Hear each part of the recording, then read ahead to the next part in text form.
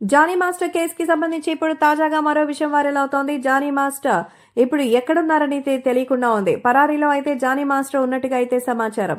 ప్రస్తుతం Johnny master ని అదుపులోకి తీసుకోవడానికి బెంగళూరు పోలీసులు వెతుకుతున్నట్టుగా అయితే తెలుస్తోంది. జానీ మాస్టర్ పై ఫోక్సో చట్టాన్ని పెట్టారు. 21 ఏళ్ల యువతి ఫిర్యాదు మేరకు పోలీసులు ఎఫ్ఐఆర్ అయితే నమోదు చేశారు. తెలుగుతో పాటు ఇతర భాష సినిమాల్లో కొరియోగ్రాఫర్ గా ఆయన పనిచేస్తున్నారు. ఇప్పుడు ఫిర్యాదు చేసిన యువతి జానీ మాస్టర్ తో 2017లో పరిచయం ఏర్పడింది. తర్వాత Jani master team assistant choreographer గా ఆమెను చేర్చారు.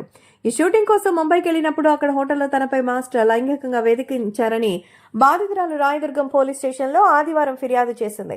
సో జానీ మాస్టర్ భార్య కూడా ఈ విషయం చెప్పి మరి బెదిరించారట.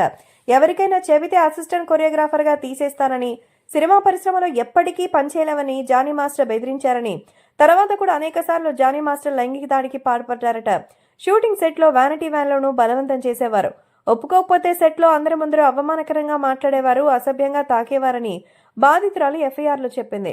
మతం మార్చుకుని తనను పెళ్లి చేసుకోవాలని బాధితురాలిని జానీ మాస్టర్ బలవంతం చేశారని ఎఫ్ఐఆర్లో పోలీసులు రాశారు.